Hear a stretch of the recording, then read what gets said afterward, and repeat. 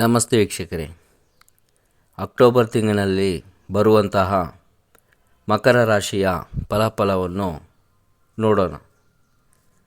ರಾಶಿ ಅಧಿಪತಿ 2ರಲ್ಲಿ ತನ್ನ ಕೇಂದ್ರ ತ್ರಿಕೋಣಾಧಿಪತಿಯ ಶಕ್ತಿಯನ್ನು ಹೊಂದಿ ಬಲವಾಗಿ ನಿಂತಿದ್ದಾನೆ. ಇದರಿಂದ ಕೆಲವೊಂದು ವಿಷಯಗಳನ್ನು ಗಮನಾರ್ಹವಾಗಿ ಮಾಡುವುದು ಉತ್ತಮ. ಮಾತಿನಲ್ಲಿ ಹಿಡಿತವಾಗಿ ಮಾತನಾಡುವುದು ಸೂಕ್ತವಾಗಿರುತ್ತದೆ. ಅದೇ ರೀತಿ 3ನೇ ಸ್ಥಾನದಲ್ಲಿ ರಾಹುವು ತನ್ನ ಎಲ್ಲ ಪ್ರಯತ್ನಗಳನ್ನು ದುಪ್ಪಟ್ಟು ಜಾಸ್ತಿ ಮಾಡೋದರಿಂದ ಪ್ರಯತ್ನಗಳನ್ನು ಪಡುವುದರಲ್ಲಿ ಸುಲಭವಾಗಿ ಜಯ ಮಾಡಿಕೊಳ್ಳಬಹುದು. 5ರಲ್ಲಿ ಗುರು ಪೂರ್ವ ಪುಣ್ಯ ಸ್ಥಾನದಲ್ಲಿ ನಿಂತು ಬಲವಾಗಿ ಫಲವನ್ನು ನೀಡುತ್ತಿದ್ದಾನೆ.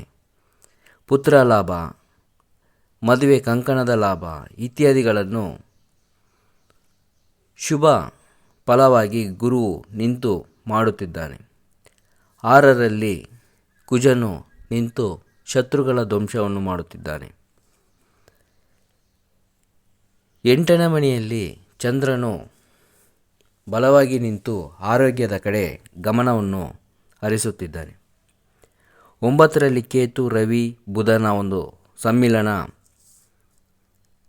ಭಾಗ್ಯೋದಯವಾಗುವ ಒಂದು ಸಂದರ್ಭವಾಗಿರುತ್ತದೆ. ರವಿ ಬುಧನು 9ನೇ ಮನೆಯಲ್ಲಿ ನಿಂತು ಶುಭ ಕೆಲಸವನ್ನು ಮಾಡುವುದರಲ್ಲಿ ಯಶಸ್ಸು ಕಾಣುತ್ತಿದ್ದಾನೆ.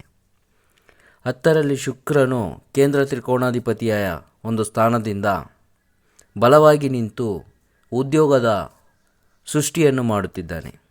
ವಿದ್ಯಾಭ್ಯಾಸದ ಲಾಭ ಹಾಗೂ ಇನ್ನಿತರ ಶುಭ ಕಾರ್ಯಗಳನ್ನು ಈ ತಿಂಗಳಿನಲ್ಲಿ ಮಕರ ರಾಶಿಯವರು ಪಡೆಯುತ್ತಾರೆ.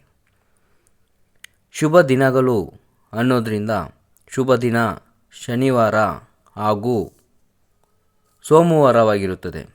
ಶನಿವಾರ ಶನೀಶ್ವರನ ಒಂದು ಆರಾಧನೆ, ಸೋಮವಾರ ಶಿವನ ಒಂದು ಆರಾಧನೆಯಿಂದ ಮಕರ ರಾಶಿಯರು ತುಂಬ ಒಳಿತನ್ನು ಪಡೆಯುತ್ತಾರೆ. ನಮಸ್ತೆ. If you like the video, please like, share and subscribe the channel. Thank you.